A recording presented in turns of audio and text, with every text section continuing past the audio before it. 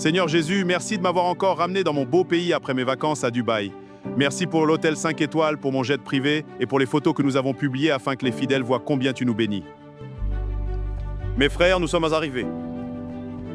Le ministère avance avec foi et détermination. Que Dieu vous bénisse. Aujourd'hui, un pasteur pauvre qui prêche la vérité dérange. Mais un pasteur riche qui parle avec assurance devient automatiquement un grand homme de Dieu. Restez vigilants.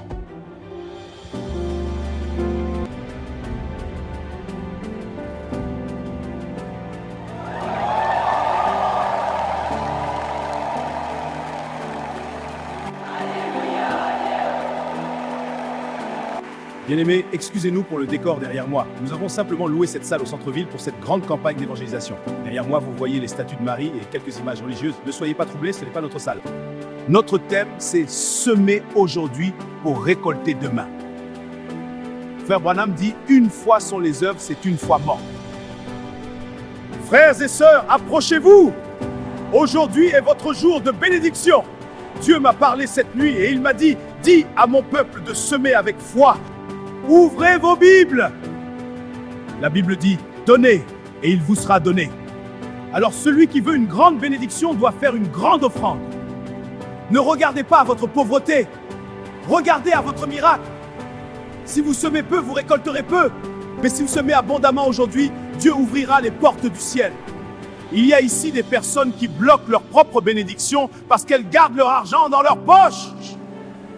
Dieu veut voir votre foi à travers votre offrande. Celui qui met 10 recevra 100. Celui qui met 100 recevra 1000. Et celui qui fait un sacrifice extraordinaire verra un miracle extraordinaire. Ne laissez pas cette onction passer devant vous.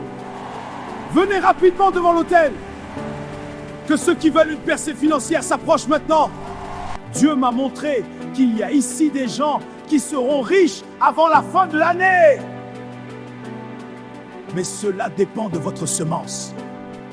Ne regardez pas à ce que vous perdez aujourd'hui. Regardez à ce que Dieu va multiplier demain. Frères et sœurs, l'œuvre de Dieu avance. Nous devons construire plus grand. Nous devons acheter plus. Et celui qui soutient l'homme de Dieu ne manquera jamais de bénédiction. Alléluia! Que les paniers d'offrandes circulent maintenant. Que personne ne reste sans semer dans cette terre fertile.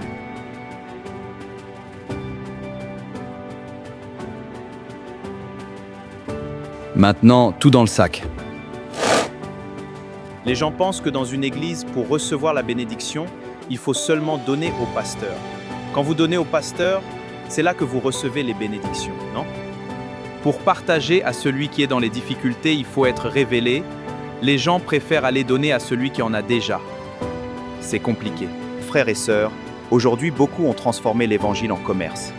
On vend des bénédictions, on facture des prières, on monnaie l'onction comme si la grâce de Dieu était une marchandise. Mais écoutez-moi bien, Jésus n'est pas mort sur la croix pour ouvrir un marché spirituel. Il a chassé les vendeurs du temple en disant « Ma maison sera appelée une maison de prière ». L'évangile n'est pas un business. L'onction ne s'achète pas. Les miracles ne se vendent pas.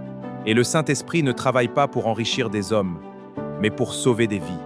Bien-aimés, ouvrez vos Bibles dans Actes des Apôtres, chapitre 8. La Bible parle d'un homme nommé Simon le magicien. Voyant la puissance du Saint-Esprit, il proposa de l'argent aux apôtres afin d'acheter l'onction. Mais Pierre lui répondit « Que ton argent périsse avec toi, puisque tu as cru que le don de Dieu s'acquérait à prix d'argent. » Aujourd'hui encore, certains veulent transformer l'autel en commerce. Mais la Bible nous avertit dans 1 Timothée 6,5 « Des hommes corrompus d'esprit, croyant que la piété est une source de gain. » Aujourd'hui, dans ces messages, un pasteur peut avoir 3 ou 4 voitures de luxe dans son parking, mais ses collaborateurs croupissent dans la misère.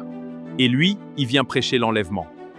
La course pastorale aujourd'hui, c'est d'avoir une belle maison, des belles voitures, une grande église et un grand nom. Aujourd'hui, les champs missionnaires pour les pasteurs, c'est à l'étranger. C'est là où Dieu les appelle pour aller chercher des âmes. Et ils appellent cela un voyage missionnaire au lieu d'appeler cela un voyage touristique. Il y a des pasteurs qui voyagent d'un continent à l'autre pour aller chercher des âmes perdues, c'est bien, mais parfois il n'a jamais prêché le voisin qui vit derrière sa maison. Il n'a jamais prêché le voisin qui vit derrière son église. Il n'a jamais été dans son village pour prêcher les gens de son village. William Marion Branham quittait les États-Unis pour venir en Afrique, où il n'y avait ni l'argent,